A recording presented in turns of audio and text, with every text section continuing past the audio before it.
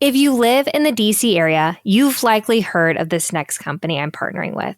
Mighty Meals is a convenient, healthy meal delivery service made with locally sourced ingredients by chefs. I love Mighty Meals because with over 150 options that are constantly rotated for breakfast, lunch, dinner, and snacks, I am never bored. What's even better than the options is that the food is, well, I said earlier, delivered. No lugging groceries. For listeners of the Your Good News podcast, Mighty Meals is offering you $25 off for purchases of $75 or more. Head to eatmightymeals.com/yourgoodnews to check out the deal. And if you've missed that link, I've included it in the show notes. Hi, and welcome to the Your Good News podcast with me, your host, Katherine Getty. Each Thursday, I'll give you the scoop on the good news coming out of Washington and how you can get involved with this thing called democracy. Welcome back to another episode of the Your Good News podcast. So nearly 2 years ago, but I guess it actually starts more like 3 years ago, let's transport ourselves back for only a moment before we teleport into this episode, the 100th episode of the Your Good News podcast. 3 years ago, the world was a really scary place. It was all about not knowing exactly what was going to happen. I nervously laughed because I think even thinking back to that time, it is a transport into the past that was real scary. We didn't know what the future would look like. And it really all started with listening to podcasts. I was taking a ton of walks because that was about all I could do in my apartment in DC. And I was just thinking about how I really loved podcasts. I loved listening to people's stories. I think it probably goes back to when I was a child, listening to NPR with my dad in the car and hearing about different stories of faraway lands or maybe things that were just back home. And it really kind of transported me again. I keep saying transport, but it took me back to that time. And the podcast was a way to escape from the reality that was 3 years ago. It also started with seeing the good many of my friends, family, colleagues were doing in the midst of that scary time and feeling like we needed more of that. I needed more of that because I felt myself slipping. I needed more of the good. And maybe it was just acknowledging the good in the midst of the really freaking bad, but I wanted more of the good. And so it started with a yes. This podcast started with this saying yes to myself, and it was a nudge to speak my truth, to not be afraid of taking up space and of finding the good and sharing it. So flash forward a year, hence the 2-year comment, the outset of this episode. When you flash forward to 2021, I finally leaned in and I launched the Your Good News podcast. It was and is an absolute labor of love. One of the scariest yeses, and I'm getting a little teared up saying it, it was one of the scariest yeses because I am way more comfortable with the supporting role than ever speaking my whole truth. But man, am I so glad I did it. I am so proud of the 100 episodes I've created and shared. I've met people that have truly changed my life because from that first time I said yes to myself, I have been able to tell their stories. I've been able to tell my own story. I've been able to tell the good that is out there because the good that I tell doesn't negate the bad because there is a lot of bad stuff out there. I won't curse. There's a lot of bad stuff, but it is the choice to sometimes find the good, and it is not always easy, and I don't always do it perfectly, but it's something I truly believe in. This second year, the year that we're in, I made a transition. And I transitioned to bridge the good that I was seeing with my love of telling everything about DC. If you know me, and you probably feel like you do if you've listened to any of these episodes, I am a political nerd. I love this stuff. I get so excited about sharing more about how we can get engaged with this thing called our U.S. government and making it work for us. So today I've pulled 4 clips.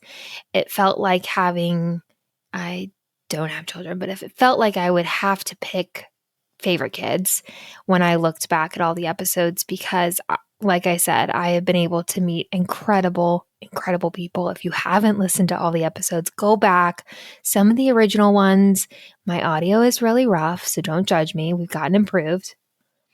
But go back and listen to some episodes, and I'm going to highlight a few episodes that are a few of the ones that are near and dear to my heart for a variety of reasons. So first, from episode 21, I pulled this clip because it reminded me of sharing the good news, of the value of we need to seek it and acknowledge it. So listen here. I titled this episode Why Not for a very key reason. The idea of why not has been a mantra even more so in the last year. This quiet drumbeat has been the reason I said yes to myself more in a variety of ways. From this podcast to opening myself up to relationships to being more honest with the need of healthy barriers. I kept thinking about why I had to take a chance. Because when I started this, it was born out of a desire to find more good news, share more good news. It was the summer of 2020, and I admittedly was really sinking into a place where I could believe the bad every single day. I felt strongly that there was good news around us, somehow. Even oftentimes when it didn't feel like it, I knew there had to be something I could latch on to. Maybe it's a new name for a gratitude practice. I've been thinking about that a lot lately, that finding good news is really about finding the gratitude in each day. But it's more so just the idea of recognizing the little joys we have in each day. Some days it's calling a friend after way too long, or grabbing a cup of coffee and saying hi to the barista. Or maybe it's even just a healthy prognosis for a family member. There is good. Maybe just the shadows that makes it hard to see. Next, from episode 19, I am joined by a woman who changed my life, Amanda. This little clip is all about things. If you haven't, go back and listen to her episode. She is incredibly inspiring and recently passed. And from the moment you listen to her voice and how she views, she had an incredibly tough road in this world. And she always found the good. And I was so inspired and so honored to be able to get to talk to her. And in this little clip, we talk about some things that she does to help get the good in her heart, from positive self-talk to also utilizing her own strengths. And I think it's a good reminder for all of us that we can do the same. So listen here. We need to kind of be our own advocate for our lives and the lives that we want to choose every single day, which is not always easy. And there are things that happen that we can't control, but how we respond to it, like our reaction, yes, that's our power. Absolutely. That's our choice. Absolutely. And one of the things that I do, two of the things that I do that I think are really easy tips to kind of put into your everyday life. One is I kind of use, I guess, positive self-talk, or you would say like a mantra or things like that. That's kind of big in my life because I didn't know I was already doing that. Yeah. But for a long time, I really would tell myself, it can't get any worse. It can't get any worse. It can't get any worse. And you know what? It really did get worse. You're like, okay, I'm manifesting something else because we're going to try this again. It was not the right thing to be telling myself because I think it wasn't what I needed to be thinking about. And now it's almost like a little song in my head. Yeah. And I hear myself saying it when I wake up in the morning and when I go to bed and, just when I'm walking around the house looking in the refrigerator. But I think about my family. I love my family. I love my friends. I love my mom. I love my dad. I love Patrick. I love Bieber. I mention myself. I mention, friends that are on my mind in the moment. And I just, I end up kind of having a little sing-song thing in my head. And it totally changes. It totally changes. I in the morning try to think of 3 things I'm grateful for, and I do a mantra, and it totally changes the way you kind of show up to those tough times. Next, from episode 88, I am joined by Brandon Harvey, the founder of the Good, Good, Good company. He is just so incredible, and I love this clip because it reminds us of sometimes the bad sticks to our brains, and he kind of shares a little bit more of why that might be happening. So if you haven't, go ahead and follow him and the Good, Good, Good company. And also listen to this episode. It is inspiring. But here's a little clip from that episode. So before there was Good, Good, Good, there was just me running around being very interested in people making a difference. My background was as a humanitarian photographer, where I got to travel all over the world with a bunch of amazing, inspiring nonprofits, helping them tell the story of the positive impact that they were making and specifically really the solutions they were creating to the world's greatest problems. So I'd come home from these trips really amped up, being like, wow, I felt really overwhelmed by, HIV and AIDS rates or maternal mortality rates or, like these big ideas. And I would come home and be like, wow, there are people working to create amazing solutions to these problems. They are inspiring. They are creative. They are using, just the people in these communities who care deeply about these issues, and they are making a huge difference in the world. And it was just so energizing and inspiring, and I could not help but find ways to share this. And that's where Good, Good, Good began, with a sense of essentially trial and error. How do you communicate these ideas? Because I learned this later. Apparently, all of our brains have this internal negativity bias where bad news sticks to our brains like Velcro and good news slides right off our brains like a soapy slip and slide. And the terrible thing about that is that even though we all say we want good news, even though we all, maybe even try to seek out good news, it just doesn't stick to our brains as easily. And so I've got these stories that are super inspiring to me. And I know from my conversations with friends who love hearing them that there's a lot of people who want them, but they just can't compete on social media. They can't compete online. And so I'm basically just trying to figure out, okay, well, how do I get these stories to other people? Because I also want to make sure more of these stories are coming to me.